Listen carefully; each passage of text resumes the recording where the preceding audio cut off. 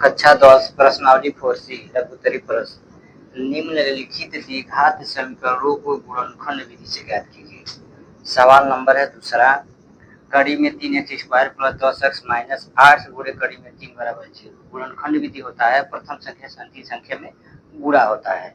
तो जो गुणनफल होता है गुणा करने पे गुणनफल आ जाना चाहिए, जोड़ने घटाने पे, और जो बीच की संख्या आता है योग वो आ जाना चाहिए। तो हम क्या करेंगे, द्विघात समीकरण के मानक समीकरण से तुलना कर देते हैं। इसको ax² plus bx plus c बराबर 0। ये का मान क्या है कड़ी में, ए का मान है कड़ी में 3 और बी का मान है 10 और सी का मान है माइनस कड़ी में माइनस कड़ी में 3। तो ये क्या होता है, गुणनखंड विधि होता है प्रथम संख्या से अंतिम संख्या में गुणा होता है। ये सी प्रथम संख्या ए है, अंतिम संख्या सी है। ए और सी यानी प्रथम और अंतिम संख्या। प्रथम संख्या का है कड़ी में 3 है, अंतिम संख्या का है माइनस 8 कड़ी में 3 है। तो कड़ी में गुणा 3 तरीका 9 माइनस 8। अब जब ये गुणनखंड को हम तोड़ेंगे, 9 गुणनखंड कर विधि से तोड़ देंगे। 3 तरीका 9, 3 एकम 3, 3 तरीका 9 यानी 9 की जगह पर हम 3 गुणे 3 लिखेंगे। अब जब ये टूटेगा यानी 9 की जगह पर क्या लिखेंगे 3 गुणे 3 बराबर माइनस 8। कड़ी टूटेगा क्योंकि रूट का मान तो होता है, कट गया तो बचा है 3 गुणे माइनस 8। गुणा करेंगे तो समझ लीजिए माइनस 8 है तो प्लस 3 है, प्लस माइनस माइनस 8 की 24। और 24 को हम ऐसा गुणनखंड करें, हमारा गुणनफल क्या हो गया 24 प्राप्त हो रहा है। गुणा करने पे 24 आ जाना चाहिए, यानी गुणनफल हमारा 24 आना चाहिए, जोड़ने घटाने पे 10x आना चाहिए। तो 12 दूनी 24 होता है। तो हम खाली 24 को क्या करेंगे, 24 को गुणनखंड विधि द्वारा तोड़ देंगे। 12 दूनी 24, 12 एकम 12 यानी 2 और 12 में गुणा करेंगे 12 दूनी 24 यानी 24 से हम क्या लेंगे 12 दूनी 24।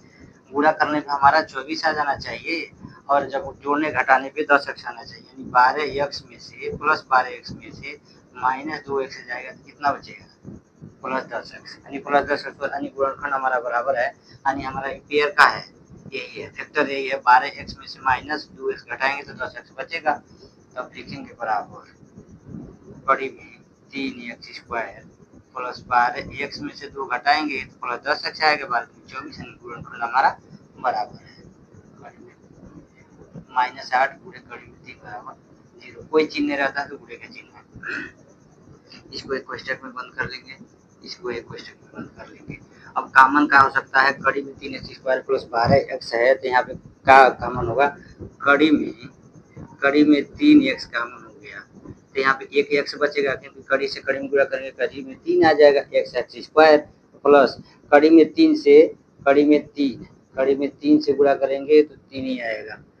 कड़ी में 3 से गुणा करेंगे तो 9, जब 9 को गुणनखंड विधि द्वारा तोड़ेंगे, हम 9 तोड़े हैं तो कितना आएगा 3 ही आएगा, उसका 3 आएगा। तो हम क्या करेंगे यहाँ पे 3 तरीका 9 जब टूटेगा तो 3 ही आएगा और 3 चौको 12 12x आ जाएगा। यानी क्या क्वेश्चन बचा, कड़ी में 3x बाहर करेंगे तो x प्लस 4 गुणे कड़ी में 3 बचेगा। यहाँ पे हम क्या करेंगे 2 है और 8 है तो माइनस 2 को कॉमन कर लिए तो यहाँ पे बचा x, माइनस 2 से गुणा करेंगे x में तो माइनस 2x हो जाएगा। माइनस से माइनस में गुणा और भाग करते हैं तो प्लस हो जाएगा। माइनस 2 से 8 में गुणा करेंगे माइनस 8 हो जाएगा, यानी 2 चौको 8। यहाँ पे क्या बचेगा 4 कड़ी में 3। अब ध्यान देंगे दोनों कोष्टक में बराबर है, x प्लस 4 गुणे कड़ी में 3, x प्लस 4 गुणे कड़ी में 3 कॉमन कर लेंगे, दोनों को कॉमन करेंगे यानी बाहर कर लेंगे, एक कड़ी में कर देंगे x प्लस 4 कड़ी में 3 गुणे एक कड़ी में आ जाएगा कड़ी में 3x माइनस 2 बराबर 0। दोनों के बराबर 0 है। अब लिखेंगे कड़ी में 3x माइनस 2 बराबर 0।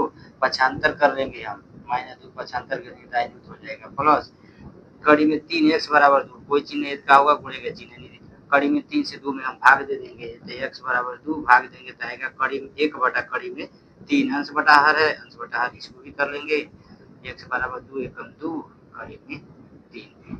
यहाँ एक x का मान होगा, इसका मान जो आया है 2 बटा कड़ी में 3। अब इसका भी ध्यान देंगे हम, x प्लस 4 कड़ी में 3 बराबर 0। पक्षांतर हम करेंगे प्लस 4 कड़ी में 3 को पक्षांतर कर देंगे तो हो जाएगा -4 गुणे कड़ी में 3, ये 2 मान आता है। अतः x का मान हमारा आ गया 2 बटा कड़ी में 3 -4 कड़ी में 3, यही हमारा आंसर हो जाता है।